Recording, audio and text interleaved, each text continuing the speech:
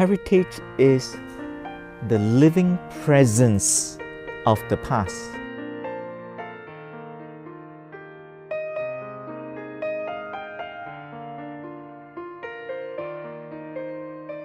All along when SHS was first established, it was always seen as an advocacy group, as a group that was very concerned about heritage and so on, and articulating the views of those who were interested in the software part of being a Singaporean.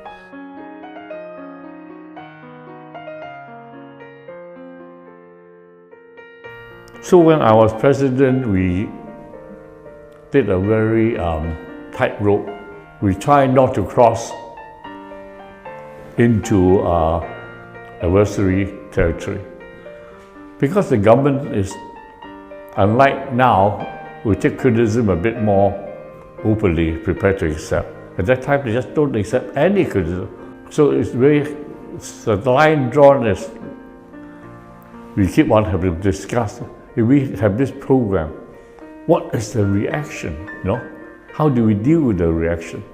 And very often we have so-called scouts, we have our MP friend who sort of tell them beforehand that we are doing this, but the intention is to do this so not to get a reaction.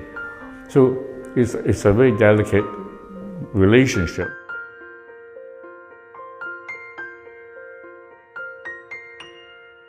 Without proper research, right, and educating a larger mass, a larger public, that advocacy will sound like a call in the dark, right? A lone voice in the wilderness, because you don't have enough people who would be able to say, yes, I think that's a great idea, let's move on with that.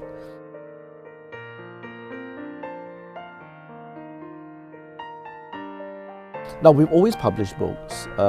Even before I became president, books were always seen as a major means of sharing our perspectives, of enlightening a larger public. The good thing about SHS, from the very beginning, is that we've always been able to attract many academics, many sort of intellectuals who are very interested in these topics.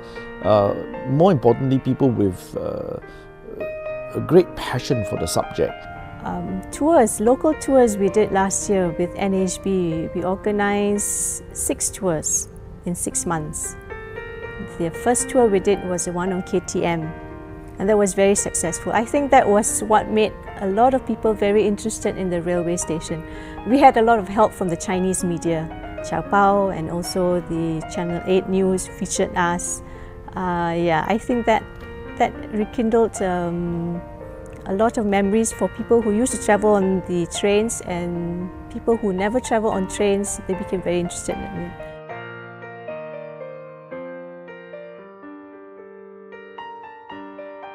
I think when we had to articulate our philosophy about heritage, we have said before that, look, it's not as if we are the heritage police, It's not as if we are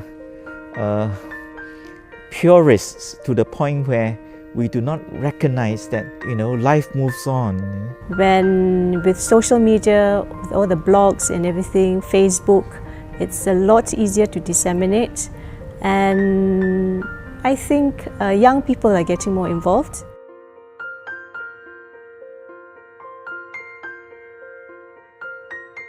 At any one time, in Singapore especially, and in civil society, we do what we can, and whatever we do can be very significant, not necessarily for the immediate period, but for some future down the line. Yeah. And I think that's one perspective to think about, and it's very much related to the idea of heritage. And one lesson that I have learned is you don't have to fight for every inch of space. If the space is there, just take it. Second lesson is you don't have to win every battle. We can get more things done if we do it quietly.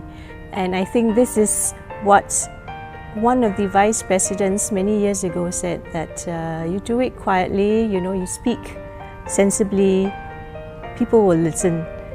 If you try and wave a banner or try to be too militant, it just doesn't work in the Singapore situation. Well, I wish the SHS will recapture its commitment and vigor to be able to make positive contribution in the cultural environmental debate, and not just as an instrument to implement government policies. You know, it's been a wonderful journey. I'm very proud to have been a major part of that 25 years of growth, and I have no doubt that if we keep up this good work with the new committee, you know, the next 25 years will be hopefully even more glorious. The past 25 years have been very exciting. I hope the next 25 years will be just as exciting, and I wish SHS will go on from strength to strength. So heritage is in some ways not just about the past. When we remember the past, we are remembering the future. So, Heritage Society, live on.